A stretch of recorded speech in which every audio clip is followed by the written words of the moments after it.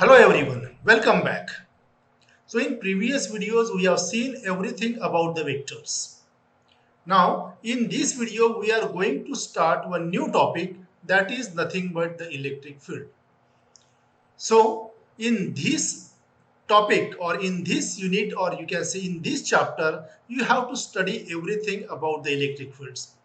How electric fields are developed, and from this electric field we have to study the different laws of electric fields. Now, before going into the details of this electric field, we must understand the Coulomb's law. Because from the expression of the Coulomb's law, you will get the expression of the electric field. So, the very first topic to discuss in this video is your Coulomb's law. Now, before going to the Coulomb's law, let us first discuss the concept of the charges. Already इसके पहले video में मैंने आपको charges के बारे में बताया था. You may have heard about the two types of charges, one called as the positive charge and other called as the negative charge. Now, what exactly is this positive charge and what is negative charge? So that can be clear from the structure of the atom. तो atom के structure में आप लोगों ने देखा होगा कि there is one central nucleus, और इस न्यूक्लियस में क्या रहता है हमारे पास? The nucleus consist of the positively charge protons, right? Protons are positively charge particles and the second component is nothing but the neutrons.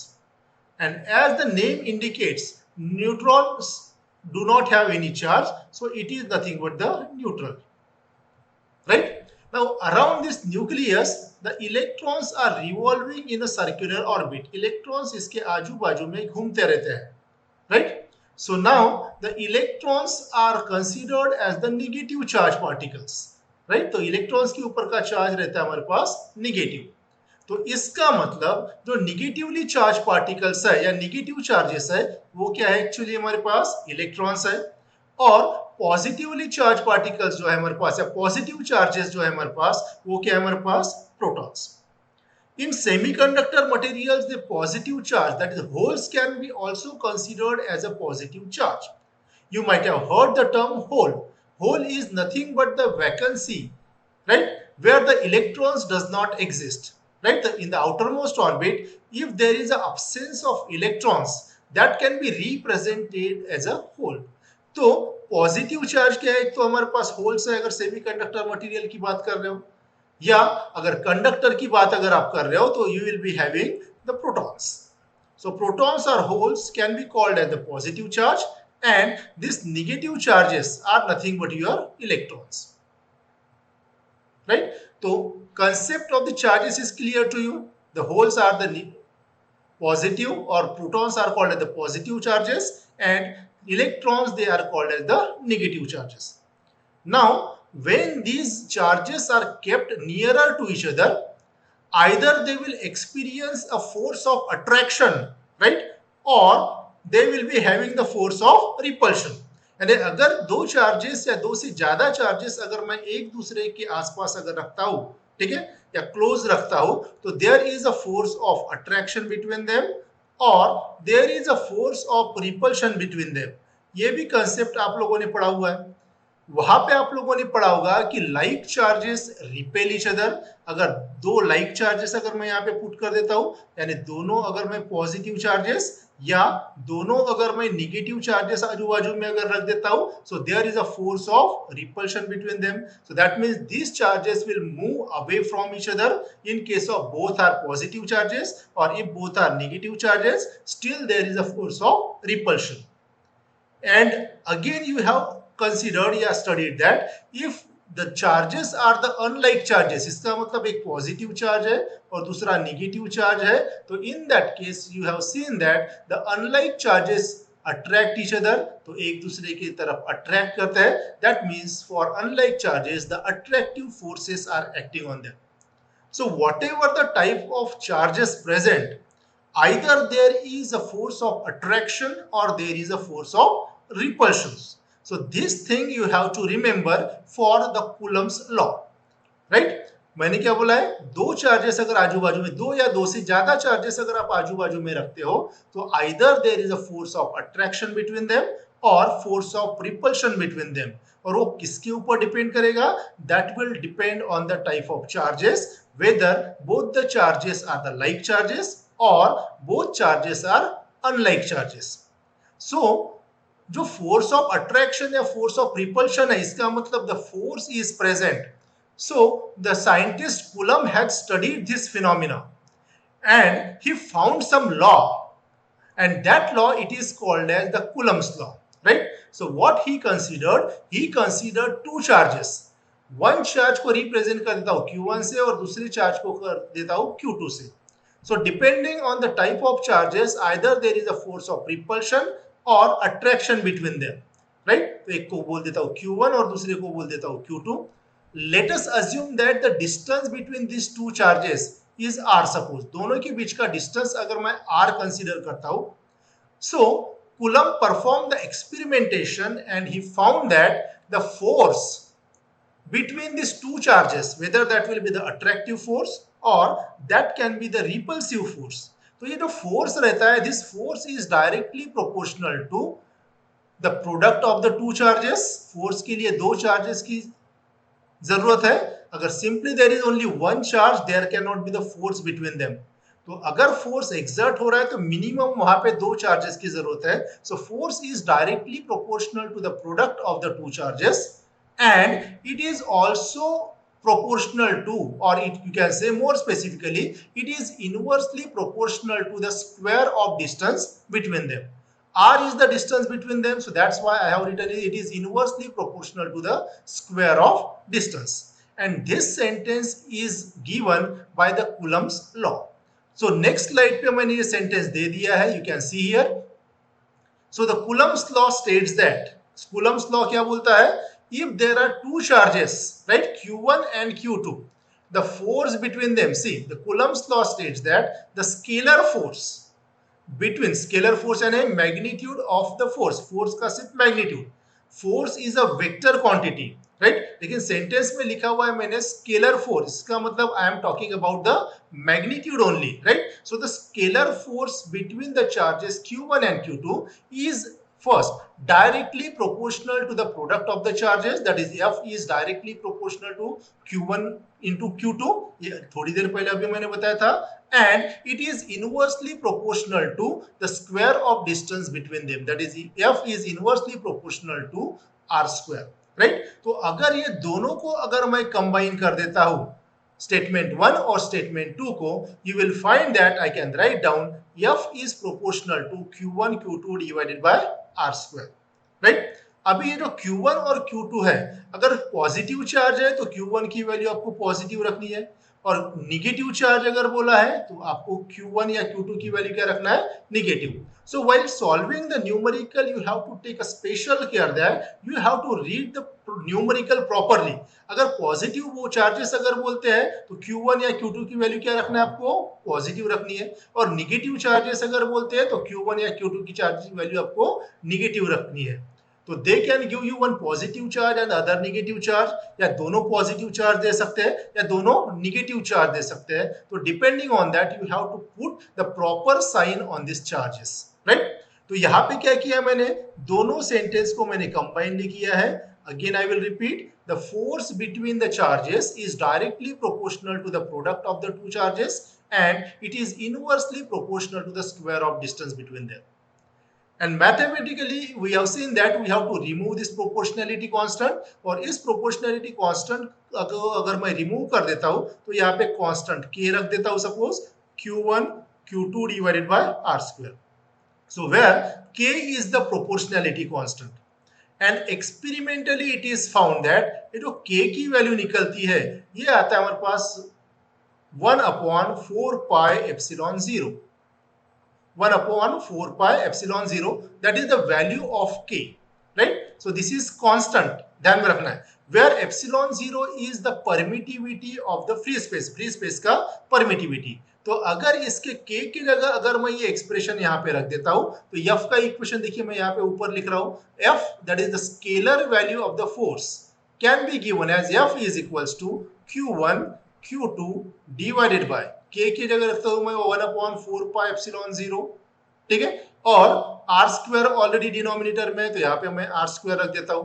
So this will give you the magnitude of the force between the two charges, दो charges के बीच का force का magnitude देगा, right, which is given in the next slide. I have listed all these things, right. So if you can see here, F is proportional to Q1 Q2 divided by R square.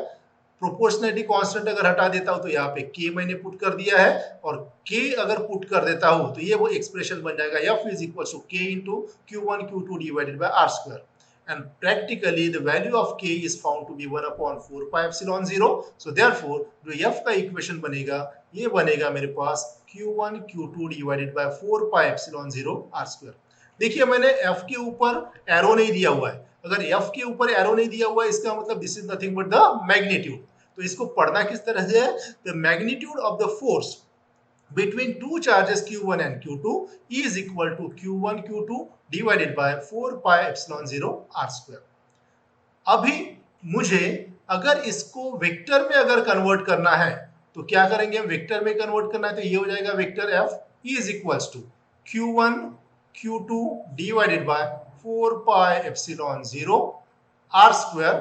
इसके साथ एक unit vector मैं add कर देता हूं, that unit vector is used to indicate the direction. तो ये है हमारे पास डायरेक्शन, तो यूनिट वेक्टर के साथ किसी स्केलर वैल्यू या मैग्नीट्यूड को मल्टीप्लाई अगर करता हूं तो वो बन जाएगा हमारे पास vector.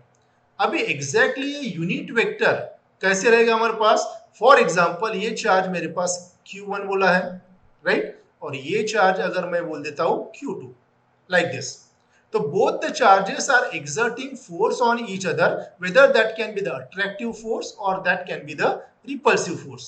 So if this charge will exert a force on this charge Q2, तो ये चार्ज Q1 अगर Q2 के ऊपर अगर फोर्स एक्सर्ट कर रहा है, so उस फोर्स को मैं रिप्रेजेंट कर दूंगा F2 से। What I am saying, अगर मैं ये चार्ज Q1 Q2 के ऊपर अगर फोर्स एक्सर्ट कर रहा है, so this can be read the charge exerted by Q1 on Q2। कौन प्रोड्यूस कर रहा है, Q1, किसके ऊपर एक्सर्ट हो रहा है, Q2 के ऊपर, तो उसको रिप्रेजेंट कैसे करूंगा मैं, F2 से। तो F2 से अगर रिप्रेजेंट करता हूं तो क्या हो जाएगा, Q1 Q2 दोनों चार्जेस का प्रोडक्ट है, divided by 4 pi epsilon 0। R is nothing but the distance between these two charges, right. And इस यूनिट वेक्टर को क्या लिखूंगा मैं, AR1 सफिक्स 12 AR12। तो व्हाट इज AR सफिक्स 12 क्या इंडिकेट करता है, this is the unit vector from charge Q1 to Q2, right.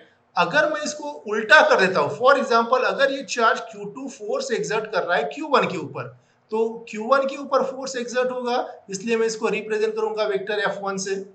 तो इस फॉर्मूले में पुट कर दीजिए तो क्या हो जाएगा, ये Q1 Q2 divided by 4 pi epsilon 0 into R square into unit vector AR, ये फॉर्मूला लिखा है। अभी फोर्स का डायरेक्शन क्या है मेरे पास, Q2 से लेके Q1 के ऊपर, यानी 2 से लेके 1 के तरफ, तो इसको लिखूंगा मैं 2 1 और यहाँ पे हैट लगा दूंगा। So this will be nothing but the unit vector from charge Q2 towards Q1।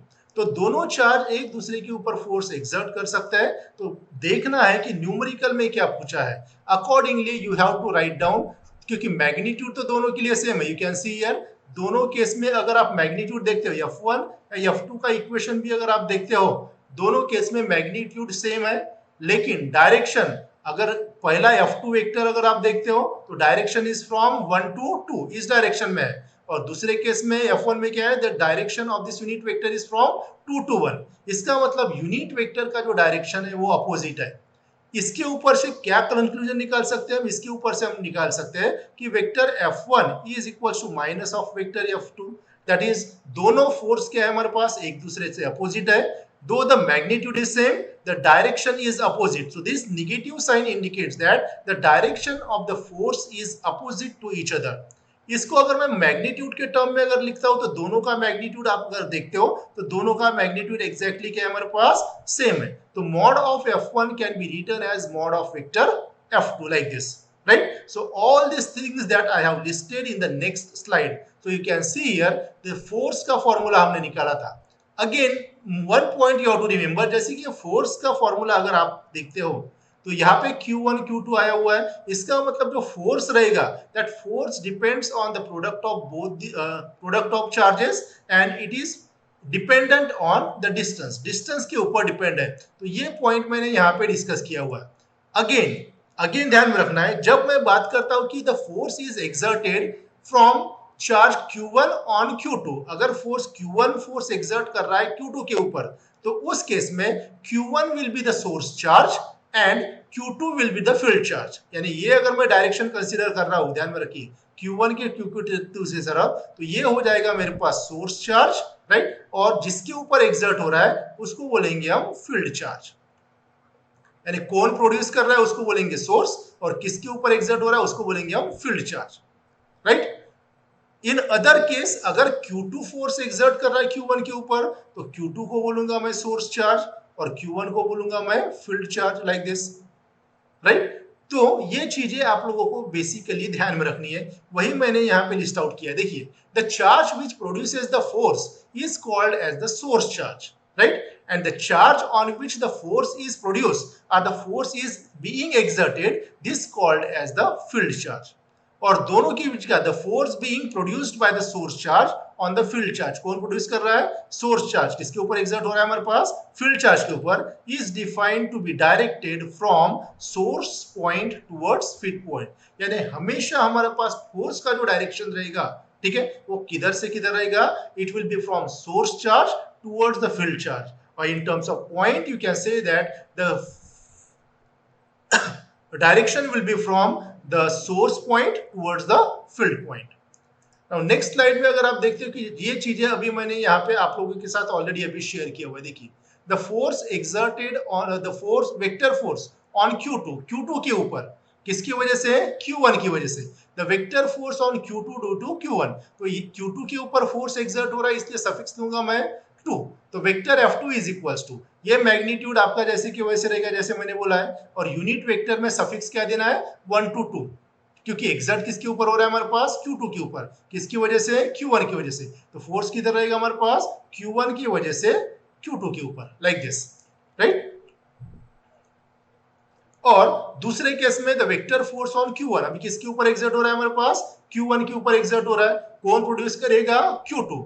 तो यूनिट वेक्टर क्या रहेगा हमारे पास? फ्रॉम 2 to 1, तो इसलिए यहाँ पे यूनिट वेक्टर लिखा है मैंने 2 to 1, और Q1 के ऊपर एक्सर्ट हो रहा है, इसलिए यहाँ पे मैंने वेक्टर दिया हुआ है वेक्टर F1, राइट। तो यहाँ पे दोनों फॉर्मूले यूनिट वेक्टर AR12 और unit vector AR21, these are nothing but the unit vectors either directed from charge Q1 to Q2 or from charge Q2 to Q1, like this, right। तो ये मैंने यहाँ पे स्पेसिफाई किया हुआ है। नाउ यहाँ पे अगर आप देखते हो तो इसके ऊपर से भी कुछ कंक्लूजन हम निकाल रहे हैं, ठीक है। ये कंक्लूजन मैंने थोड़ी देर पहले ही आप लोगों को बताया था। दोनों का डायरेक्शन, राइट, Q1 Q2, ये दो चार्जेस लिए थे हमने, ये इसके ऊपर एक्सर्ट कर रहा है और ये चार्ज इसके ऊपर एक्सर्ट कर रहा है, और दोनों का मैग्नीट्यूड अभी हमने देखा है, दोनों का मैग्नीट्यूड कितना था हमारे पास? Q1 Q2 divided by 4 pi epsilon 0 r square.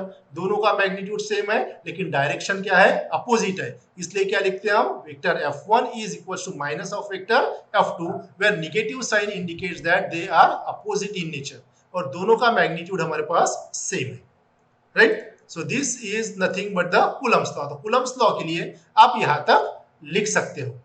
Next slide में हम देखेंगे कि इलेक्ट्रिक फील्ड इंटेंसिटी क्या है, राइट। तो वो उसके लिए मैं आपका सेपरेट वीडियो बनाता हूं। जनरली आपका यूनिवर्सिटी में आपका कूलम्स लॉ पूछा जाता है, तो जब भी आपको कूलम्स लॉ पूछा जाएगा, आपको क्या लिखना है? आपको कूलम्स लॉ का स्टेटमेंट लिखना है, राइट। कूलम्स लॉ के स्टेटमेंट के ऊपर से मैग्नीट्यूड ऑफ फोर्स का इक्वेशन लिखना है, इस फोर्स को फिर वेक्टर में कन्वर्ट कर देना है, फिर कौन सा चार्ज किसके ऊपर एक्सर्ट कर रहा है फोर्स, उसके लिए अलग अलग इक्वेशन लिख के आपको दोनों को बताना है कि दोनों फोर्स आपके इक्वल है लेकिन अपोजिट इन डायरेक्शन है, तो आप यहां तक उसको लिख लेना है।